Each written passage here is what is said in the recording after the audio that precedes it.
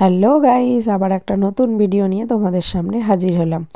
দিনটা ছিল বুধবার, মানে সরস্বতী পুজোর কদিন পরই আমাদের এখানে আরেকটি পুজো হয়, যেটা কুড়িটে 18 হাত মা দুর্গা। আশা করি অনেকেই নাম শুনেছো, আবার অনেকেই শোনোনি যে 18 হাত মা দুর্গা হয় বলে। যাই হোক, সেই দুর্গা মাকে দেখতে আমি, আমার মেয়ে, বাবু এবং হাজবেন্ড আমরা চারজনে মিলেই বেরিয়ে পড়েছি। এই যে দেখো চলে এসেছি, আমরা একটু সকাল সকালই এসেছি, কারণ মাম্মার ঠান্ডা লেগে যাওয়ার ভয়ে আমরা যে কোনো জায়গাতেই একটু সকাল সকাল যাই, মানে এতটাও রাত করি না, তবে ফিরতে ফিরতে একটু সন্ধে হয়েই যায়। এই যে দেখো সেই মা দুর্গা, তোমাদেরকে সবার দেখার সুযোগ করে দিলাম আমি। তোমরা অবশ্যই মাকে মন ভরে প্রাণ ভরে ডেকো, যাতে মা তোমাদের সমস্ত ইচ্ছা পূরণ করে। এই যে 18 হাত মা দুর্গা আমি ছোট থেকে দেখে আসছি, কারণ আমার বাপের বাড়িও এখানে, শ্বশুর বাড়িও এখানে, তাই আসতাম। আর স্কুল লাইফটাও এইখানেই, তাই এই পুজোটাতে সবসময় আসতাম। এই যে দেখো 18 হাত মা দুর্গা, আমরা এসেছিলাম সপ্তমীর দিন। যেরকমভাবে আমাদের দুর্গা পুজো হয় সপ্তমী, অষ্টমী, নবমী, দশমী, তেমনি এখানেও কিন্তু হয় একই নিয়মে। যেহেতু এটা কুড়িগ্রামে হয়, তাই কুড়িগ্রামের মানুষরা সবাই এই দিনগুলো পালন করে। এই যে দেখো লাইটিংয়ের কাজ হয়েছে, ভেতরটা আরও মন্দির আছে, কালী মায়ের মন্দির আছে। এখান থেকেই দেখো মেলাটা শুরু হচ্ছে। সকাল সকাল এসেছি, একটু ফাঁকায় ফাঁকায় মানে ভালোভাবে ঘুরতে পারবো, কিন্তু জানোই তো বাচ্চা নিয়ে মানে ভীষণ রকম প্রবলেমে আমি আগেও মেলায় গিয়ে পড়েছি। যেমন হচ্ছে, আমার মেয়ে হচ্ছে কোনো খেলনা দেখলেই তার উপর ঝাঁপিয়ে পড়বে।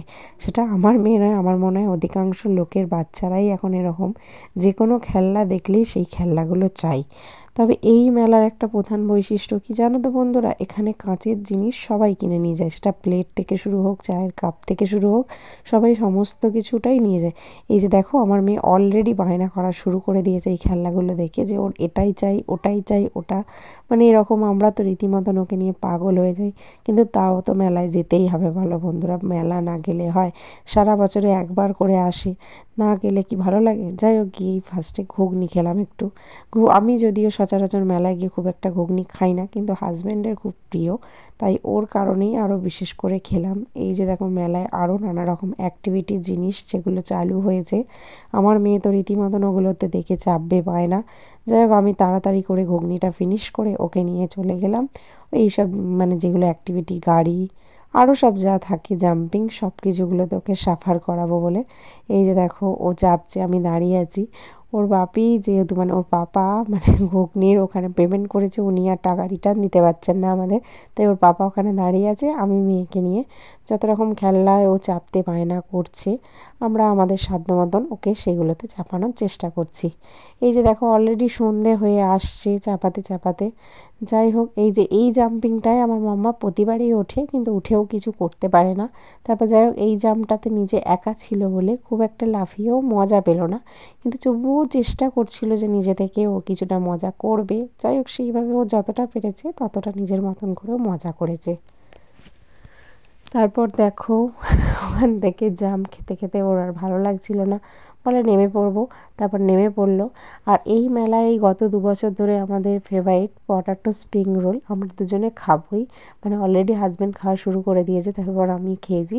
তারপর মাম্মার এই যে এই সানফ্লাওয়ার বেলুনটা কিনে নিয়ে আমরা রীতিমতন এবার বেরিয়ে পড়লাম বাড়ি যাওয়ার উদ্দেশ্যে। দেখো যখন এসেছিলাম তখন কিন্তু এই লাইটিংয়ের কাজগুলো ছিল না, তারপর বাড়ি ফেরার পথে এই লাইটিংয়ের কাজগুলো আমরা তোমাদের সঙ্গে শেয়ার করে নিলাম। যাকে এই যে দেখো বন্ধুরা বেরিয়ে পড়েছি, অনেকের সঙ্গে দেখা হচ্ছে, সাক্ষাৎ হচ্ছে, তাদের সঙ্গে কথাবার্তা, হাসি আর কি ঠাট্টা একটু করে বেরিয়ে গেলাম, কারণ অনেকেই সন্ধ্যের দিকে আসে। চলো বন্ধুরা, টাটা। কেমন লাগলো ভিডিওটা অবশ্যই জানিও।